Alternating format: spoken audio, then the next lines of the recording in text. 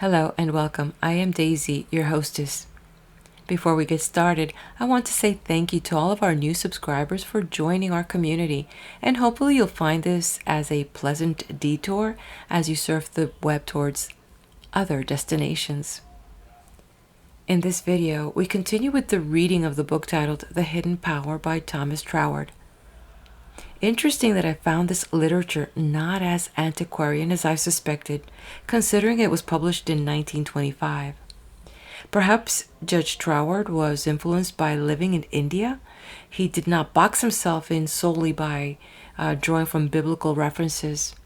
And at the same time, he did not usher anyone away from their personal faith or religious belief. He casted a wide net, drawing from ancient and modern philosophers such as Pythagoras and Descartes, from the Kabbalah, the Bible, poets, sacred math, symbols, and word meanings. It was his mention of the upas tree, which is a highly toxic tree, that revealed some of Gandhi's philosophy. And as Troward discussed which would we desire in our system of thought, he was saying, well, which one would you choose, the tree of life or the upas tree, which creates a wilderness of death all around? Well, I know which I'd choose. These next few chapters will be packed with a lot of good points to contemplate, and I'm sure you will be able to find a golden nugget or two. I do look forward to your comments. I sure found a few. With that, let's turn the page. Chapter 8. Desire as the Motive Power. There are certain Oriental schools of thought, together with various Western offshoots from them, which are entirely founded on the principle of annihilating all desire. Reach that point at which you have no wish for anything and you will find yourself free, is the sum and substance of their teaching. And in support of this, they put forward a great deal of very specious argument, which is all the more likely to entangle the unwary, because it contains a recognition of many of the profoundest truths of nature. But we must bear in mind that it is possible to have a very deep knowledge of psychological facts, and at the same time vitiate the results of our knowledge by an entirely wrong assumption in regard to the law which binds these facts together in the universal system. And the injurious results of misapprehensions upon such a vital question are so radical and far-reaching that we cannot too forcibly urge the necessity of clearly understanding the true nature of the point at issue.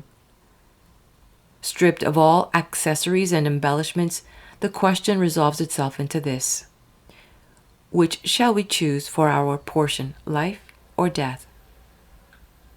There can be no accommodation between the two, and whichever we select as our guiding principle must produce results of a kind proper to itself.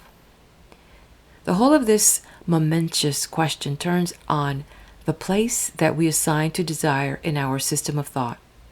Is it the tree of life in the midst of the garden of the soul, or is it the upas tree creating a wilderness of death all around? This is the issue on which we have to form a judgment, and this judgment must color all our conception of life and determine the entire range of our possibilities. Let us then try to picture to ourselves the ideal proposed by the systems to which I have alluded. A man who has succeeded in entirely annihilating all desire. To him all things must be alike. The good and the evil must be as one, for nothing has any longer the power to raise any desire in him. He has no longer any feeling which shall prompt him to say, "This is good, therefore I choose it. That is evil, therefore I reject it." For all choice implies the perception of something more desirable in what is chosen than in what is rejected, and consequently the existence of that feeling of desire which has been entirely eliminated from the ideal we are contemplating. Then, if the perception of all that makes one thing preferable to another has been obliterated, there can be no motive for any sort of action whatever. And do a being who has thus extinguished his faculty of desire with the power to create a universe, and he has no motive for employing it. And do him with all knowledge, and it will be useless to him, for since desire has no place in him, he is without any purpose for which to turn his knowledge to account. And with love we cannot undo him, for that is desire in its supreme degree.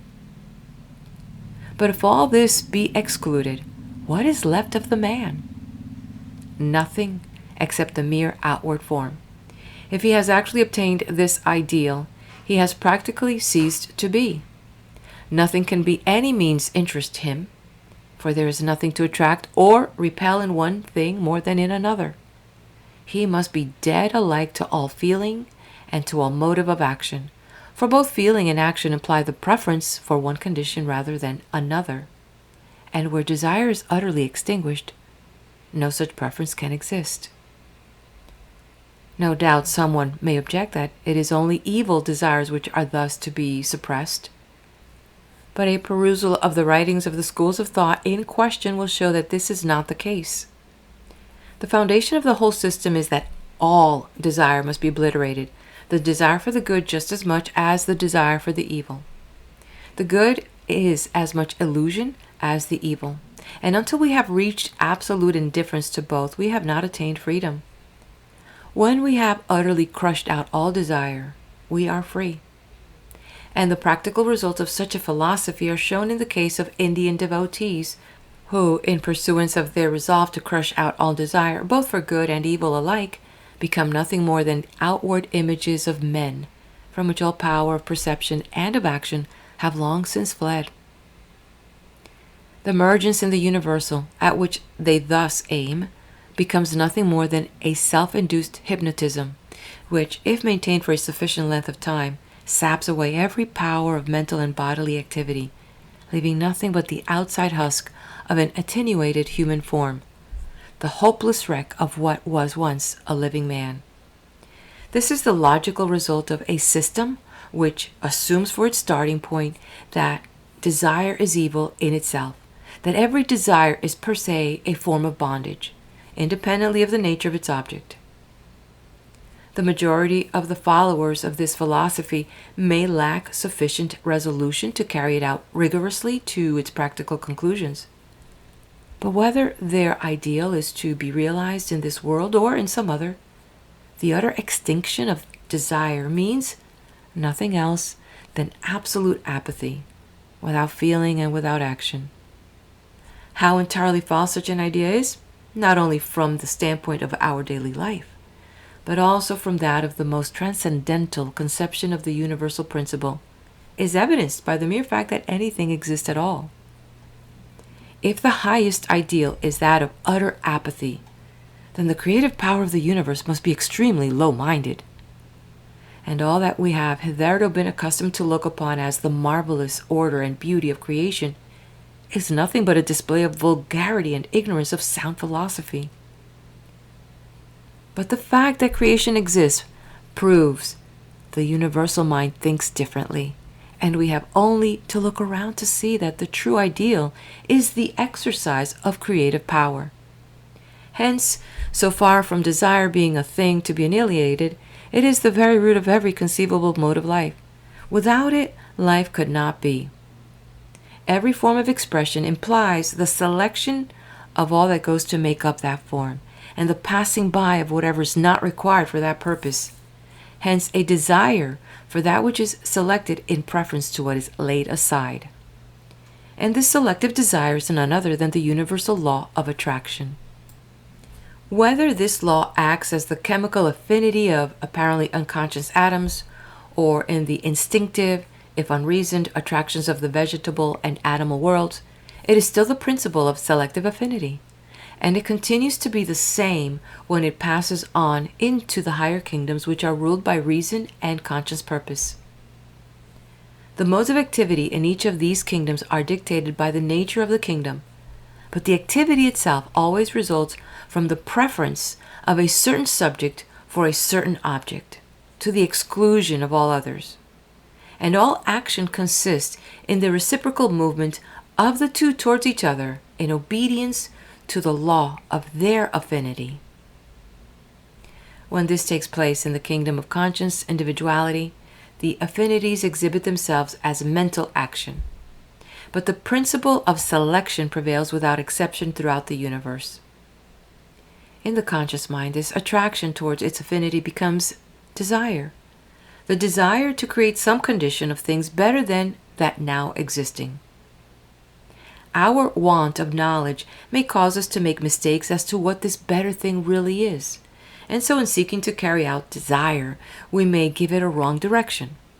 But the fault is not in the desire itself, but in our mistaken notion of what it is that it requires for its satisfaction. Hence unrest and dissatisfaction until its true affinity is found. But as soon as this is discovered, the law of attraction at once asserts itself and produces that better condition, the dream of which first gave direction to our thoughts. Thus, it is eternally true that desire is the cause of all feeling and all action. In other words, of all life. The whole livingness of life consists in receiving or in radiating forth the vibrations produced by the law of attraction. And in the kingdom of mind, these vibrations necessarily become conscious outreachings of the mind in the direction in which it feels attraction. That is to say, they become desires. Desire is therefore the mind seeking to manifest itself in some form which as yet exists only in its thought. It is the principle of creation, whether the thing be created by a world or a wooden spoon. Both have their origin in the desire to bring something into existence which does not yet exist. Whatever may be the scale on which we exercise our creative ability, the motive power must always be desire. Desire is the force behind all things. It is the moving principle of the universe and the innermost center of all life. Hence, to take the negation of desire for our primal principle is to endeavor to stamp out life itself.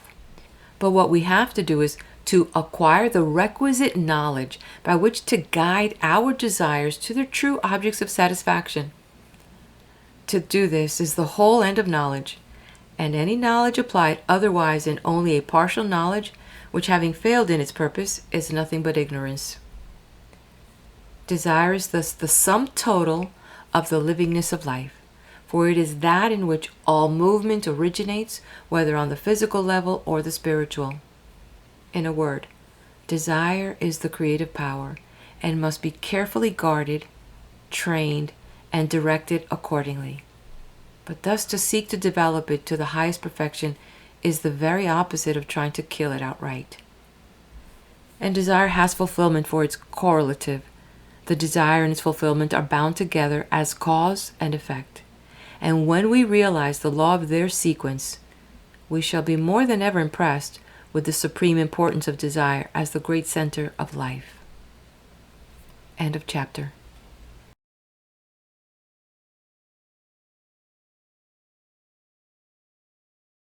Chapter 9. Touching lightly.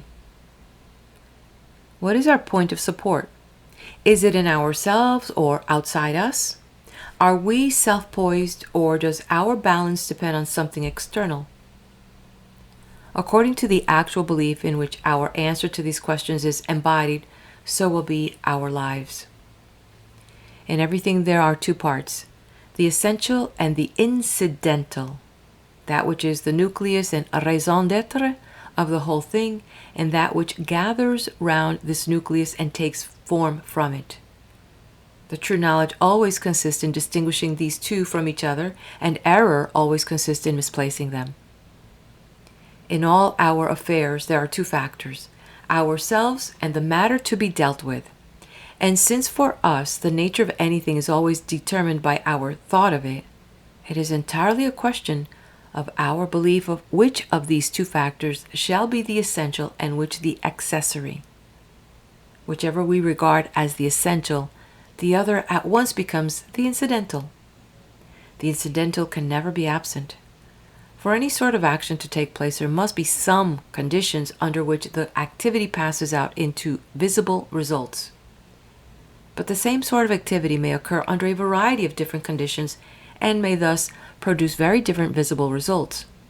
So in every matter we shall always find an essential or energizing factor and an incidental factor which derives its quality from the nature of the energy. We can therefore never escape from having to select our essential and our incidental factor, and whichever we select as the essential, we thereby place the other in the position of the incidental. If then we make the mistake of reversing the true position and suppose that the energizing force comes from the merely accessory circumstances, we make them our point of support and lean upon them and stand or fall with them accordingly. And so we come into a condition of weakness and obsequious waiting on all sorts of external influences, which is the very reverse of that strength, wisdom, and opulence, which are the only meaning of liberty. But if we would ask ourselves the common sense question, where can the center of man's life be except in himself? We shall see that in all which pertains to us, the energizing center must be in ourselves. We can never get away from ourselves as the center of our own universe, and the sooner we clearly understand this, the better.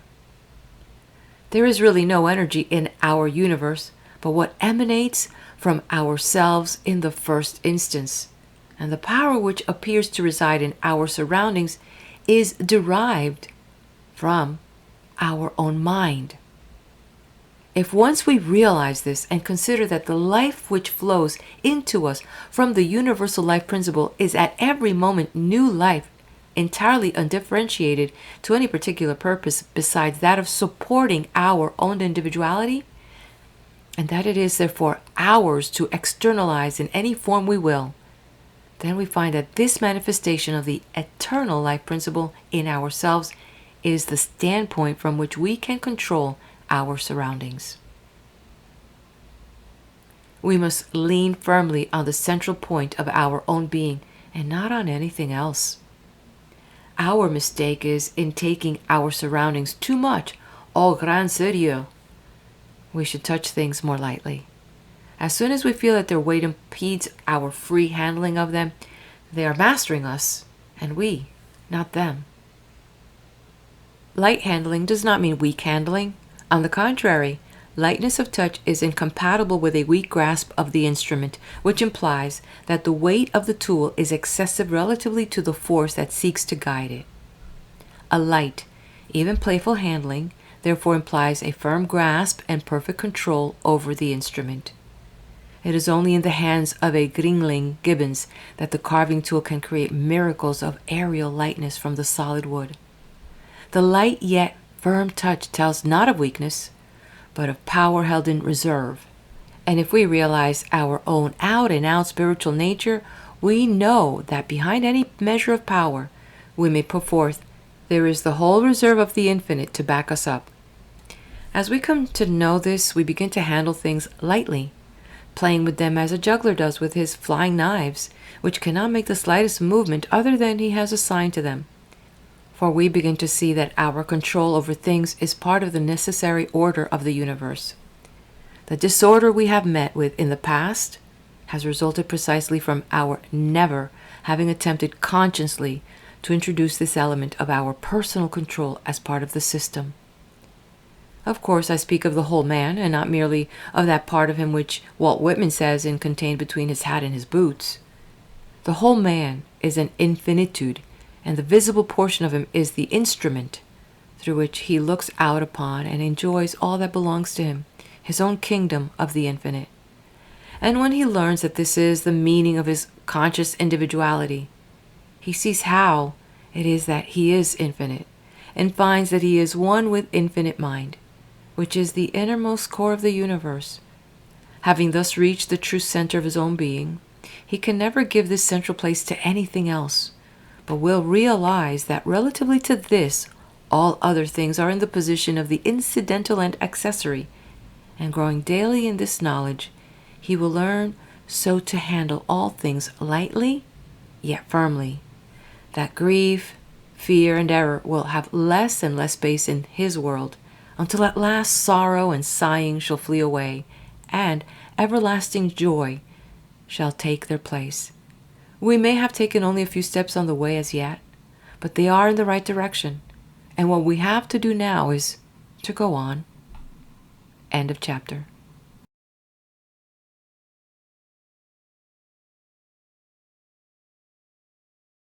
Chapter 10. Present Truth.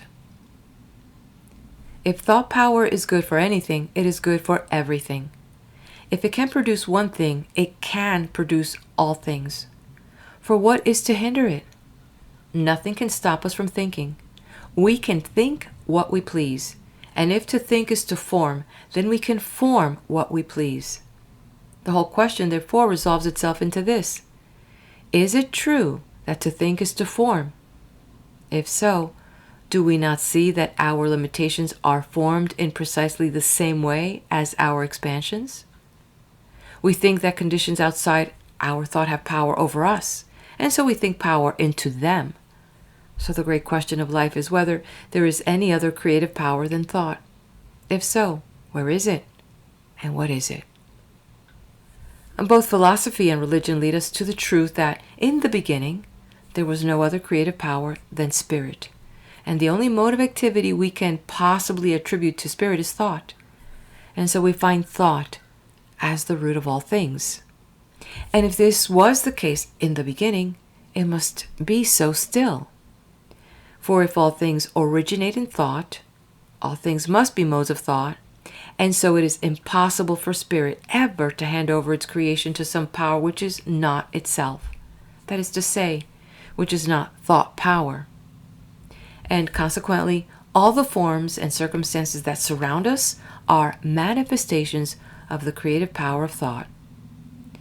But it may be objected that this is God's thought, and that the creative power is in God and not man. But this goes away from the self-evident axiomatic truth that in the beginning, nothing could have had any origin except thought. It is quite true that nothing has any origin except in the divine mind, and man himself is therefore a mode of the divine thought. Again, man is self-conscious. Therefore, man is the divine thought evolved into individual consciousness. And when he becomes sufficiently enlightened to realize this at his origin, then he sees that he is a reproduction in individuality of the same spirit which produces all things, and that his own thought in individuality has exactly the same quality as the divine thought in universality. Just as fire is equally igneous whether burning round a large center of combustion or a small one, and thus we are logically brought to the conclusion that our thought must have creative power. But people say, we have not found it so. We are surrounded by all sorts of circumstances that we do not desire. Yes, you fear them, and in so doing you think them, and in this way you are constantly exercising this divine prerogative of creation by thought. Only through ignorance you use it in a wrong direction. Therefore the book of divine instructions so constantly repeats, fear not, doubt not, because we can never divest our thought of its inherent creative quality, and the only question is whether we shall use it ignorantly to our injury or understandingly to our benefit. The Master summed up his teaching in the aphorism that knowledge of the truth would make us free. Here is no announcement of anything we have to do, or of anything that has to be done for us in order to gain our liberty. Neither is it a statement of anything future. Truth is what is. He did not say you must wait till something becomes true which is not true now. He said, know what is truth now, and you will find that the truth concerning yourself is liberty. If the knowledge of truth makes us free, it can only be because, in truth, we are free already, only we do not know it. Our liberty consists in our reproducing on the scale of the individual the same creative power of thought which first brought the world into existence, so that the things which are seen were not made of things which do appear. Let us then confidently claim our birthright as sons and daughters of the Almighty, and by habitually thinking the good, the beautiful, and the true, surround ourselves with conditions corresponding to our thoughts, and by our teaching and example, help others to do the same. End of chapter.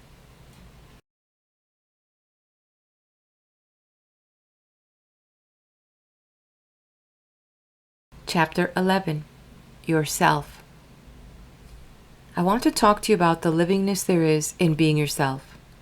It has at least the merit of simplicity, for it must surely be easier to be oneself than to be something or somebody else.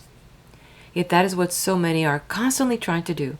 The self that is their own is not good enough for them, and so they are always trying to go one better than what God has made them, with endless strain and struggle as the consequence. Of course, they are right to put before them an ideal infinitely grander than anything they have yet attained. The only possible way of progress is by following an ideal that is always a stage ahead of us. But the mistake is not seeing that its attainment is a matter of growth, and that growth must be the expansion of something that already exists in us, and therefore implies our being what we are and where we are as its starting point. This growth is a continuous process, and we cannot do next month's growth without first doing this month's. But we're always wanting to jump into some ideal of the future, not seeing that we can reach it only by steadily going on from where we are now. These considerations should make us more confident and more comfortable. We are employing a force which is much greater than we believe ourselves to be, yet it is not separate from us and needing to be persuaded or compelled or inveigled into doing what we want. It is the substratum of our own being, which is continually passing up into manifestation on the visible plane and becoming that personal self to which we often limit our attention without considering whence it proceeds. But in truth, the outer self is the surface growth of that individuality which lies concealed far down in the deeps below, and which is none other than the Spirit of life, which underlies all forms of manifestation. Endeavor to realize what this spirit must be in itself. That is to say, apart from any of the conditions that arise from the various relations which necessarily establish themselves between its various forms of individualization. In its homogeneous self, what else can it be but pure life, essence of life, if you like so to call it? Then realize that as essence of life, it exists in the innermost of every one of its forms of manifestation in a perfect simplicity as any we can attribute to it in our most abstract conceptions. In this light, we see it to be the eternally self-generating power which, to express itself, flows into form. The universal essence of life is a continual becoming into form, and since we are part of nature, we do not need to go further than ourselves to find the life-giving energy at work with all its powers. Hence, all we have to do is to allow it to rise to the surface. We do not have to make it rise any more than the engineer who sinks the bore pipe for an artesian well has to make the water rise in it. The water does that by its own energy, springing as a fountain 100 feet into the air. Just so we shall find a fountain of essence of life ready to spring up in ourselves, inexhaustible and continually increasing in its flow, as one taught long ago to a woman at a wayside well. This upspringing of life essence is not another's, it is our own. It does not require deep studies, hard labors, weary journeying to attain it. It is not the monopoly of this teacher or that writer, whose lectures we must attend or whose books we must read to get it. It is the innermost of ourselves, and a little common sense thought as to how anything comes to be, anything will soon convince us that the great inexhaustible life must be the very root and substance of us, permeating every fiber of our being. Surely to be this vast infinitude of living power must be enough to satisfy all our desires, and yet this wonderful ideal is nothing else but what we already are in principio. It is all there is in ourselves now, only awaiting our recognition for its manifestation. It is not the essence of life which has to grow, for that is eternally perfect in itself, but it is our recognition of it that has to grow, and this growth cannot be forced. It must come by a natural process, the first necessity of which is to abstain from all straining after being something which at the present time we cannot naturally be. The law of our evolution has put us in a possession of certain powers and opportunities, and our further development depends on our doing just what these powers and opportunities make it possible for us to do here and now. If we do what we are able to do today, it will open the way for us to do something better tomorrow. And in this manner, the growing process will proceed healthily and happily in a rapidly increasing ratio. This is so much easier than striving to compel things to be what they are not, and it is also so much more fruitful in good results. It is not sitting still doing nothing, and there is plenty of room for the exercise of all our mental faculties. But these faculties are themselves the outcome of the essence of life, and are not the creating power, but only that which gives direction to it. Now it is this moving power at the back of the various faculties that is the true innermost self. And if we realize the identity between the innermost and the outermost, we shall see that we therefore have at our present disposal all that is necessary for our unlimited development in the future. Thus our livingness consists simply in being ourselves, only more so, and in recognizing this we get rid of a great burden of unnecessary straining and striving, and the place of the old strum and drang will be taken, not by inertia, but by a joyous activity which knows that it always has the requisite power to manifest itself in forms of good and beauty. What matters is whither this leads us. If we are following the line of the beautiful and good, then we shall produce the beautiful and good, and thus bring increasing joy into the world, whatever particular form it may assume. We limit ourselves when we try to fix accurately beforehand the particular form of good that we shall produce. We should aim not so much at having or making some particular thing as at expressing all that we are. The expressing will grow out of realizing the treasures that are ours already, and contemplating the beauty, the affirmative side of all that we are now, apart from the negative conceptions and detractions which veil this positive good from us.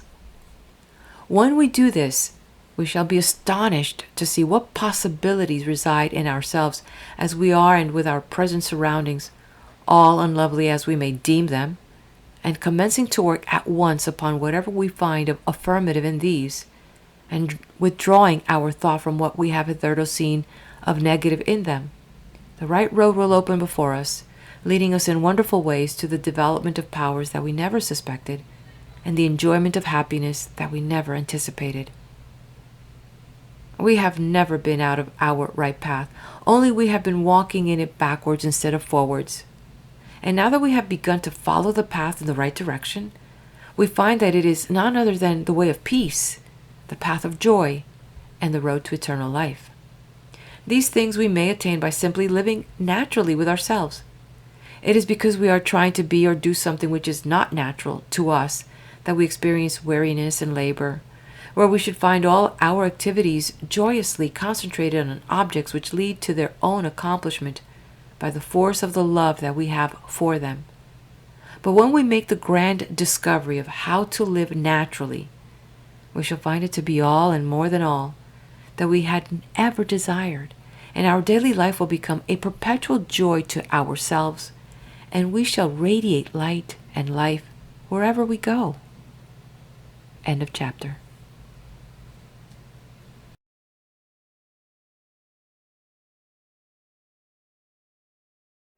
Chapter 12. Religious Opinions.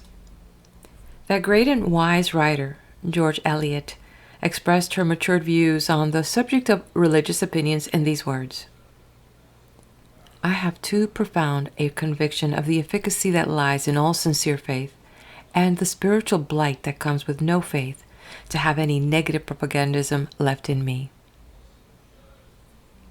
This had not always been her attitude, for in her youth she had had a good deal of negative propagandism in her, but the experience of a lifetime led her to form this estimate of the value of sincere faith, independently of the particular form of thought which leads to it. Tennyson also came to the same conclusion and gives kindly warning. O thou who after toil and storm mayest seem to have reached a pure air, whose faith has centered everywhere, no cares to fix itself to form. Leave thou thy sister when she prays her early heaven, her happy views, nor thy with shadowed hint confuse a life that leads melodious days. And thus these two great minds have left us a lesson of wisdom which we shall do well to profit by. Let us see how it applies more particularly to our own case. The true presentment of the higher thought contains no negative propagandism. It is everywhere ranged on the side of the affirmative, and its great object is to extirpate the canker which gnaws at the root of every life that endeavors to center itself upon the negative. Its purpose is constructive and not destructive. But we often find people laboring under a very erroneous impression as to the nature and scope of the movement, and thus not only themselves deferred from investigating it, but also deterring others from doing so. Sometimes this results from the subject having been presented to them unwisely, in a way needlessly repugnant to the particular form of religious ideas to which they are accustomed. But more often it results from their prejudging the whole matter and making up their minds that the movement is opposed to their ideas of religion without being at the pains to inquire what its principles really are. In either case, a few words on the attitude of the new thought towards the current forms of religious opinion may not be out of place. The first consideration in every concern is, what is the object aimed at?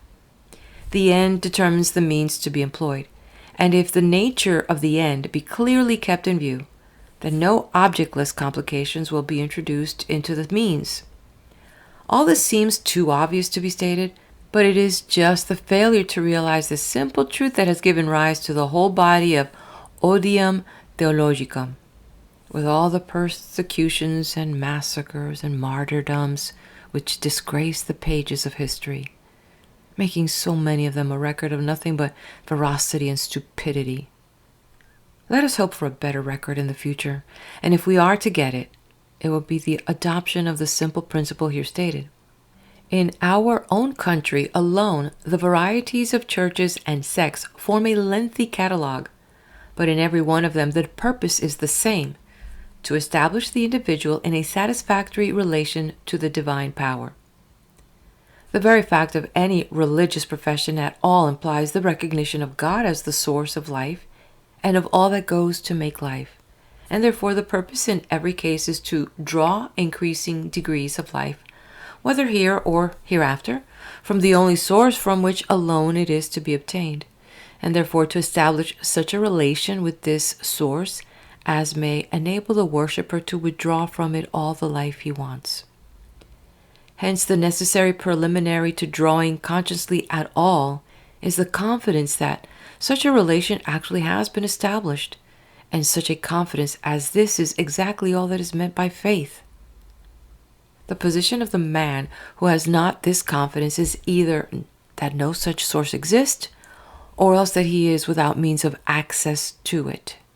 And in either case, he feels himself left to fight for his own hand against the entire universe without the consciousness of any superior power to back him up. He is thrown entirely upon his own resources, not knowing of the interior spring from which they may be increasingly replenished. He is like a plant cut off at the stem and stuck in the ground without any root, and consequently that spiritual blight of which George Eliot speaks creeps over him, producing weakness, perplexity, and fear, with all their baleful consequences, where there should be that strength, order, and confidence, which are the very foundation of all building up, for whatever purpose, whether of personal prosperity or of usefulness to others. From the point of view of those who are acquainted with the laws of spiritual life, such a man is cut off from the root of his own being. Beyond and far interior to that outer self which each of us knows as the intellectual man working with the physical brain as instrument, we have roots penetrating deep into the infinite, of which, in our ordinary waking state, we are only dimly conscious.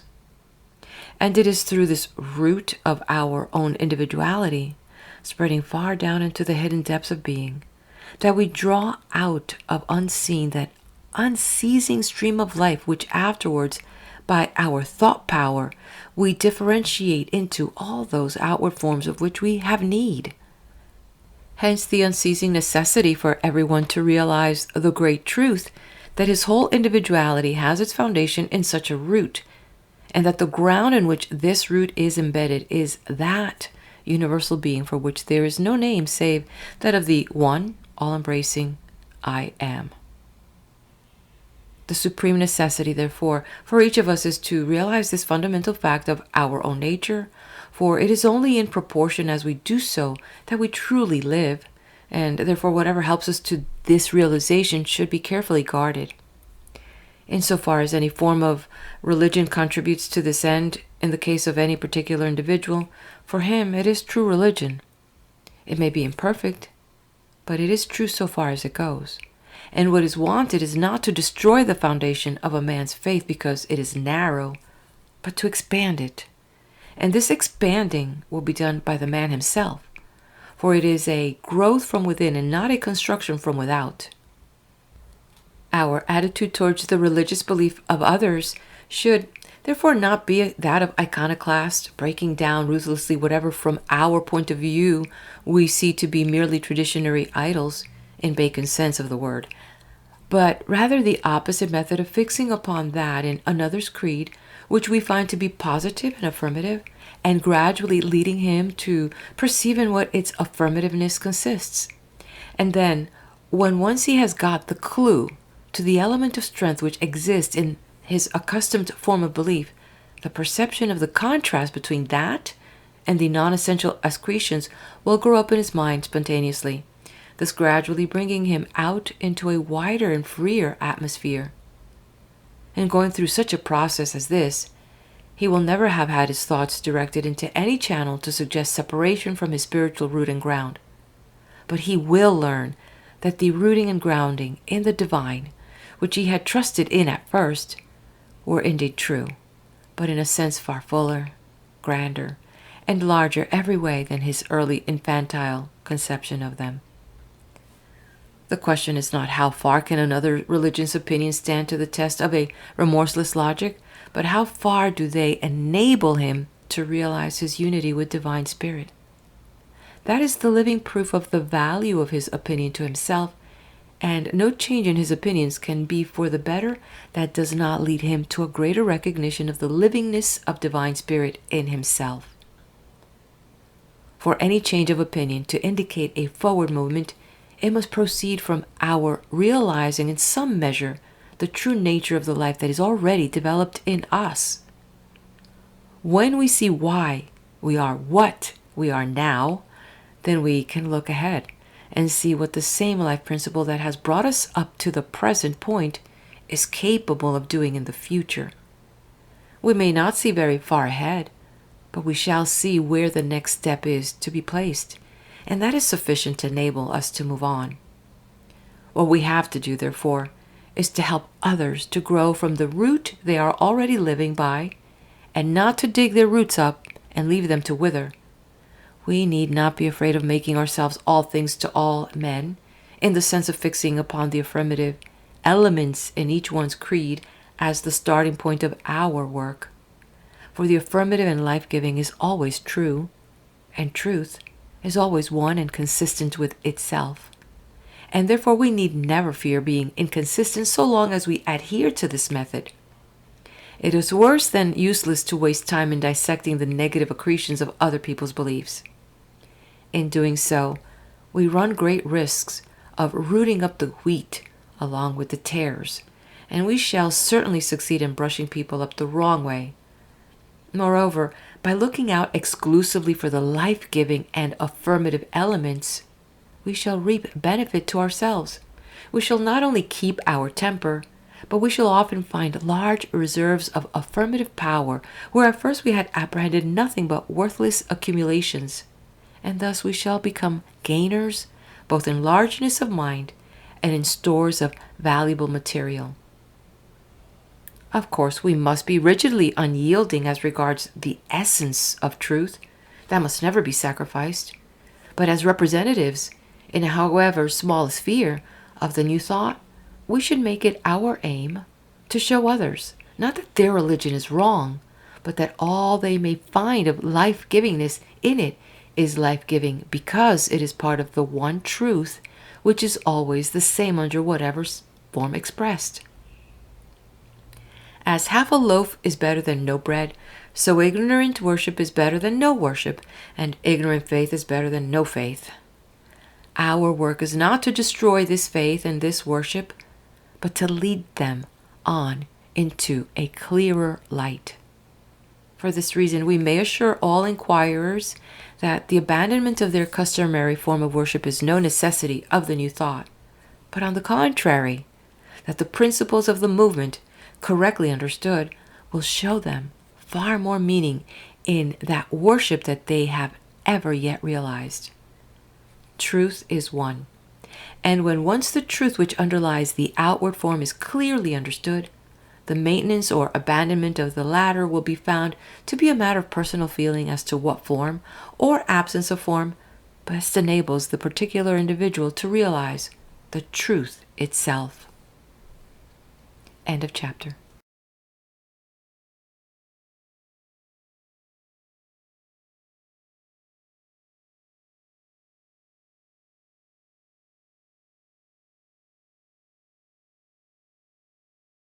Chapter 13. A Lesson from Browning. Perhaps you know a little poem of Browning's called An Epistle Containing the Strange Medical Experiences of Karshish, the Arab Physician.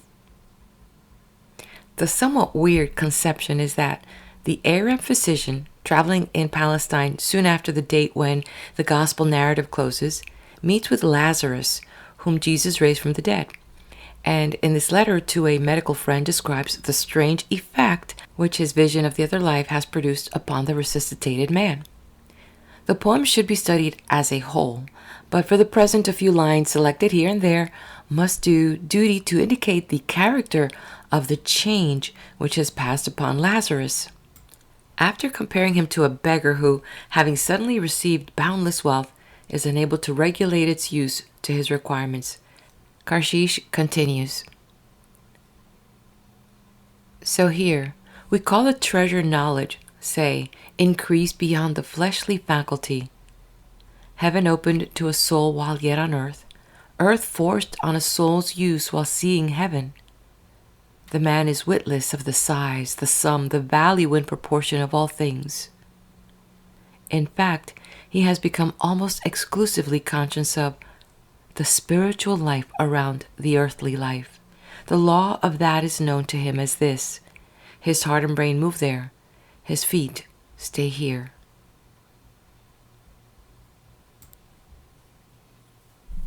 And the result is a loss of mental balance, entirely unfitting him for the affairs of an ordinary life.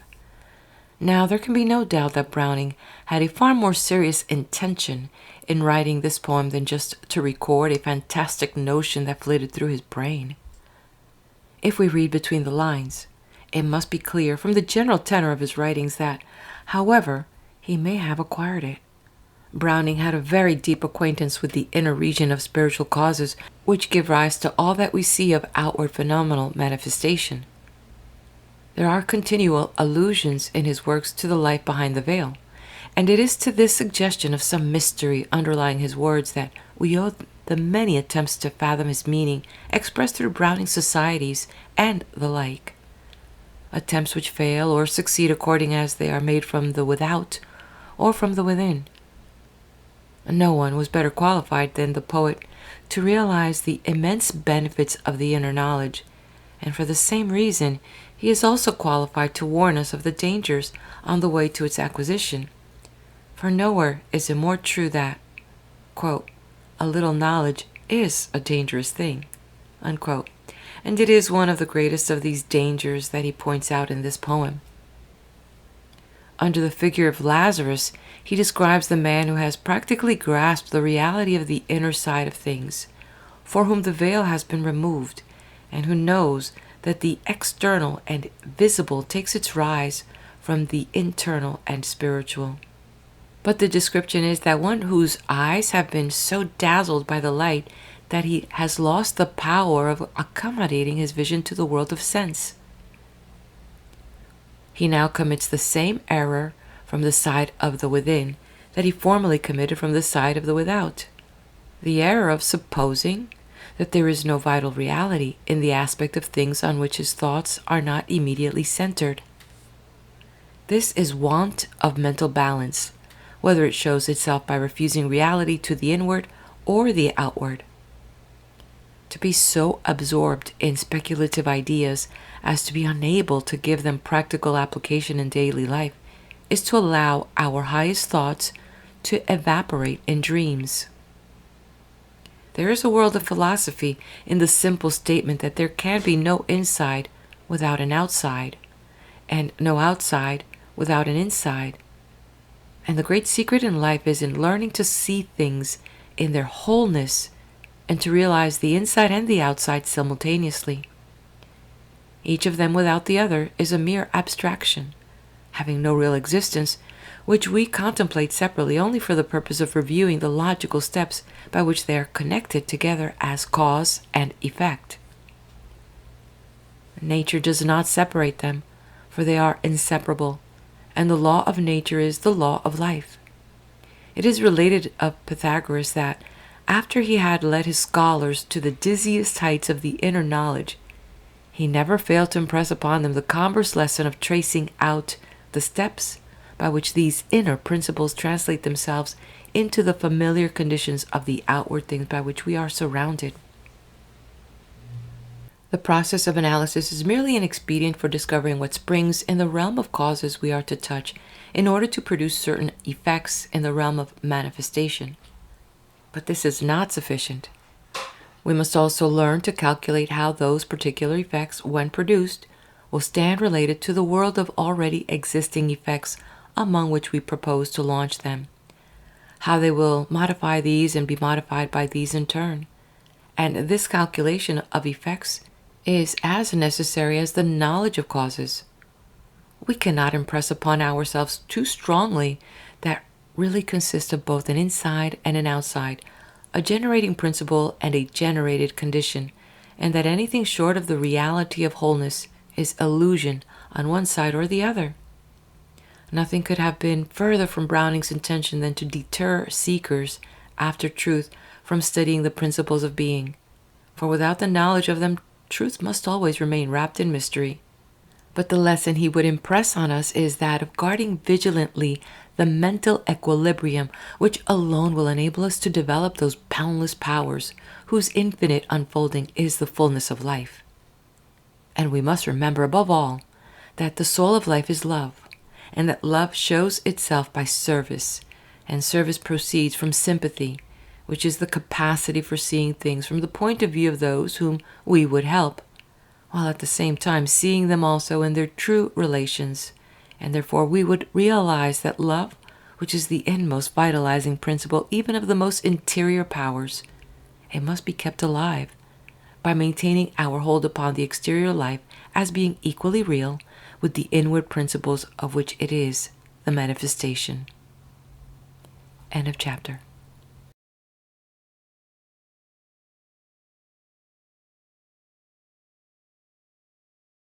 Chapter 14. The Spirit of Opulence. It is quite a mistake to suppose that we must restrict and stint ourselves in order to develop great power or usefulness. This is to form the conception of the divine power as so limited that the best use we can make of it is by a policy of self-starvation, whether material or mental. Of course, if we believe that some form of self-starvation is necessary to our producing good work, then so long as we entertain this belief, the fact actually is for us. Whatsoever is not of faith, that is, not in accordance with our honest belief, is sin, and by acting contrary to what we really believe, we bring in a suggestion of opposition to the divine spirit, which must necessarily paralyze our efforts and surround us with a murky atmosphere of distrust and want of joy. But all this exists in and is produced by our belief, And when we come to examine the grounds of this belief, we shall find that it rests upon an entire misapprehension of the nature of our own power. If we clearly realize that the creative power in ourselves is unlimited, then there is no reason for limiting the extent to which we may enjoy what we can create by means of it.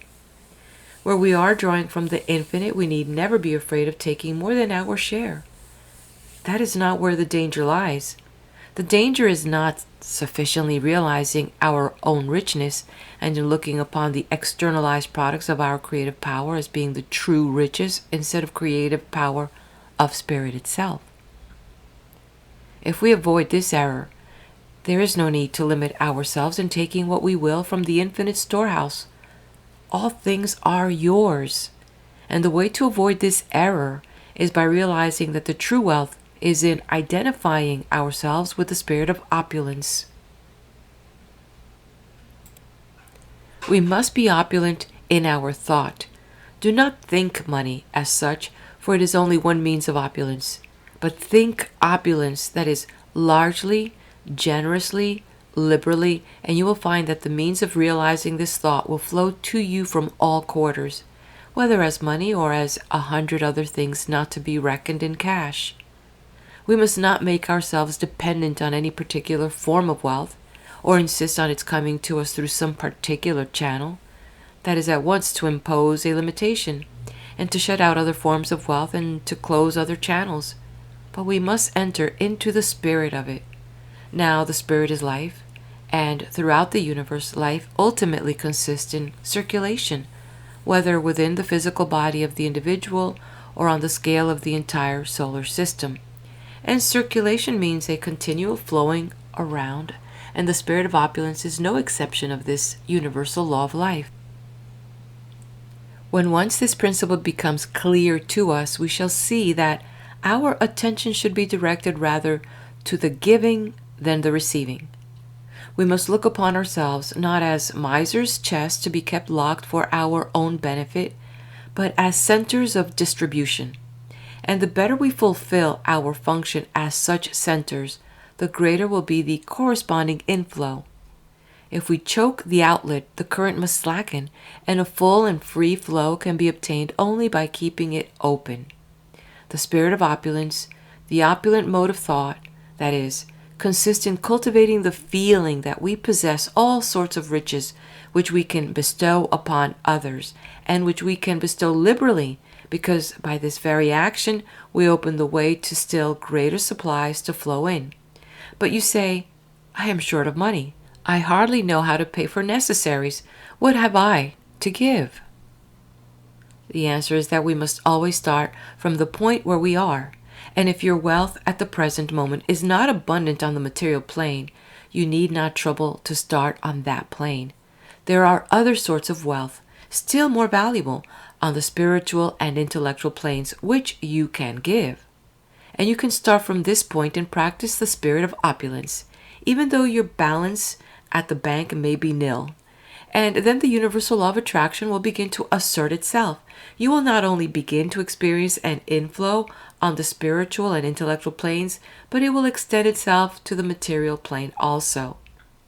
If you have realized the spirit of opulence, you cannot help drawing to yourself material good, as well as that higher wealth which is not to be measured by money standard.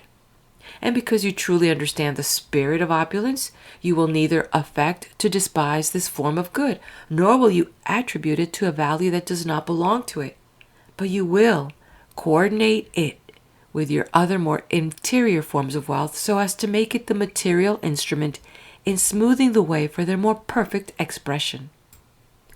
Used thus with understanding of the relation which it bears to spiritual and intellectual wealth, material wealth becomes one with them, and is no more to be shunned and feared than it is to be sought for its own sake. It is not money, but the love of money that is the root of evil, and the spirit of opulence is precisely the attitude of mind which is furthest removed from the love of money for its own sake.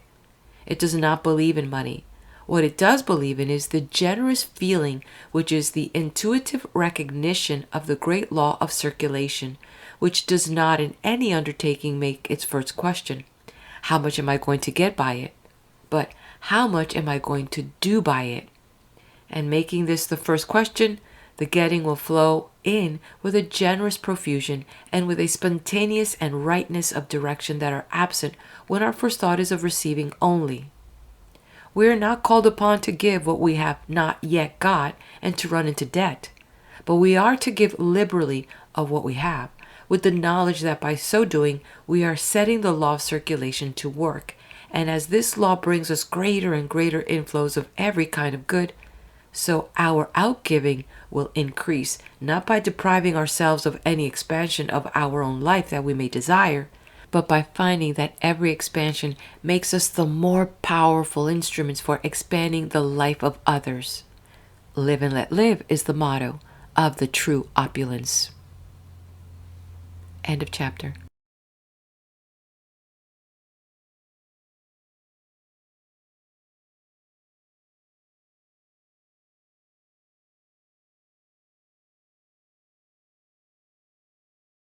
Chapter 15. Beauty. Do we sufficiently direct our thoughts to the subject of beauty? I think not. We are too apt to regard beauty as a merely superficial thing and do not realize all that it implies. This was not the case with the great thinkers of the ancient world. See the place which no less a one than Plato gives to beauty as the expression of all that is highest and greatest in the system of the universe. These great men of old were no superficial thinkers, and therefore would never have elevated to the supreme place that which is only superficial.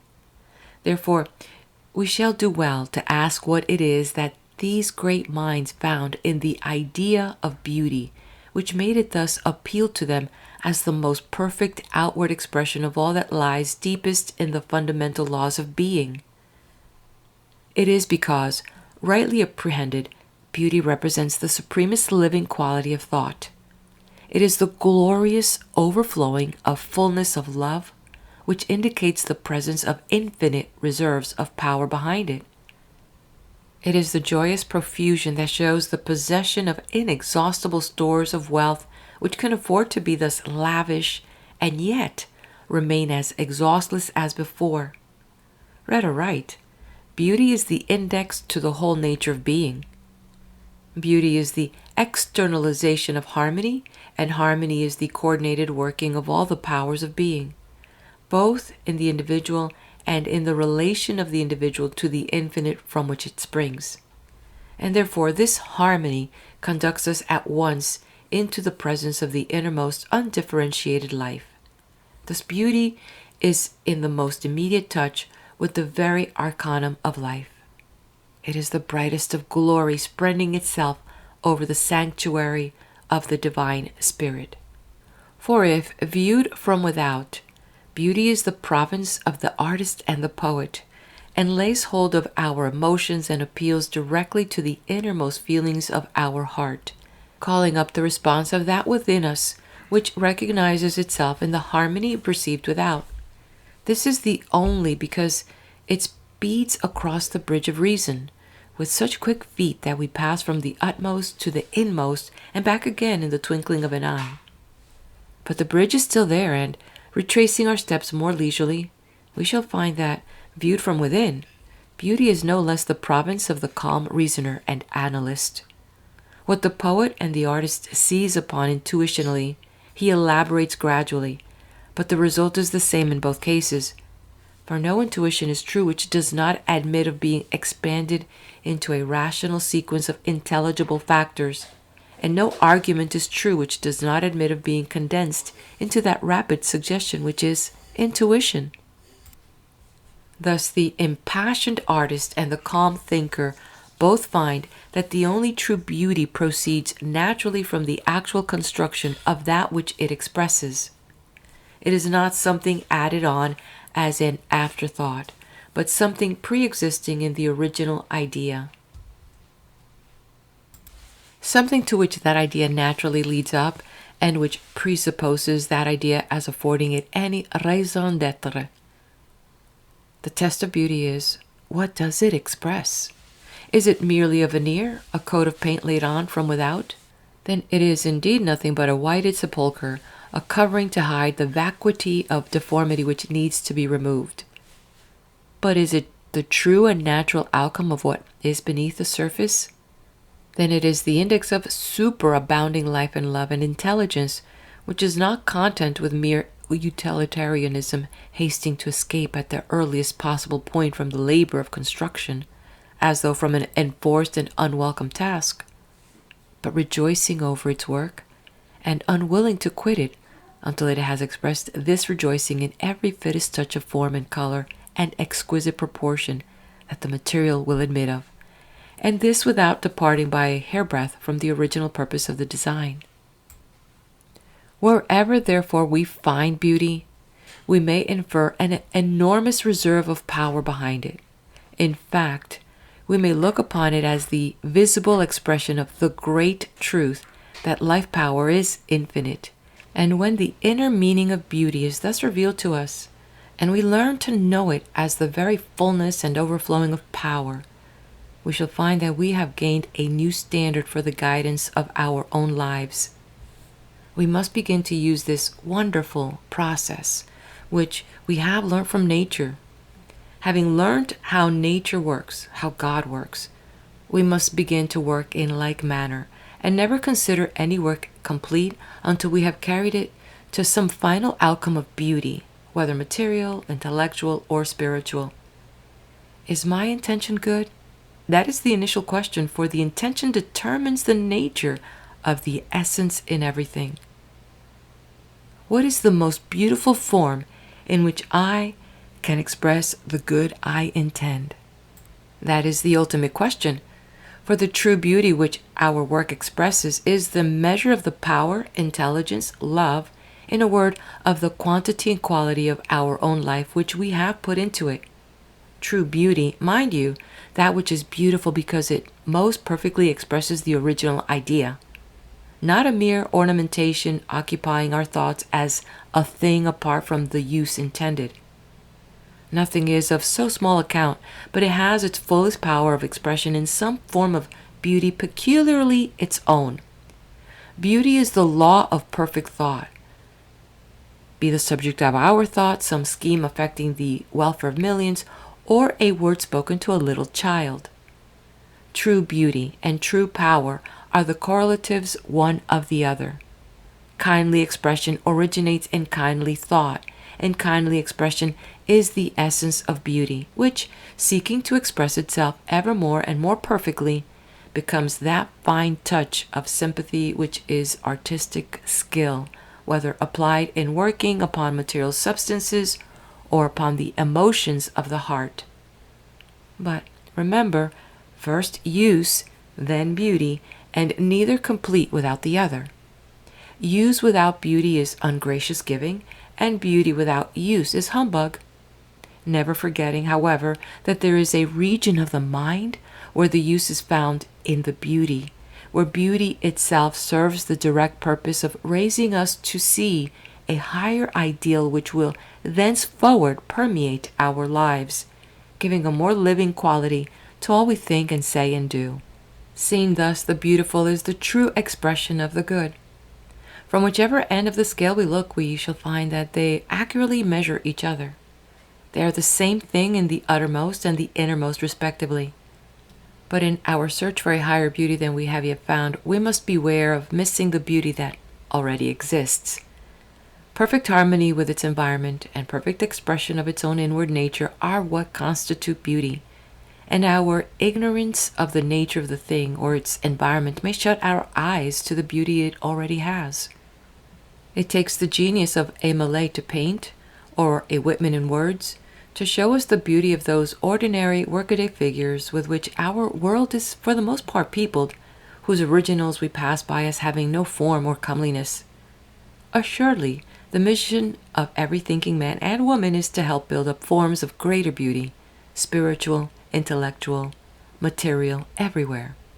But if we would make something grander than Watteau Gardens or Dresden China the shepherdesses, we must enter the great realistic school of nature and learn to recognize the beauty that already surrounds us, although it may have a little dirt on the surface. Then, when we have learned the great principles of beauty from the All-Spirit which is it, we shall know how to develop the beauty on its own proper lines without perpetuating the dirt. And we shall know that all beauty is the expression of living power, and that we can measure our power by the degree of beauty into which we can transform it, rendering our lives by loveliness of perfect deeds, more strong than all poetic thought. End of chapter. If you haven't done so, please hit the like button, share this with your friends if you find this of value that might help them, and subscribe to the channel. Let's head over to the next video as we continue with the reading of The Hidden Power by Thomas Troward.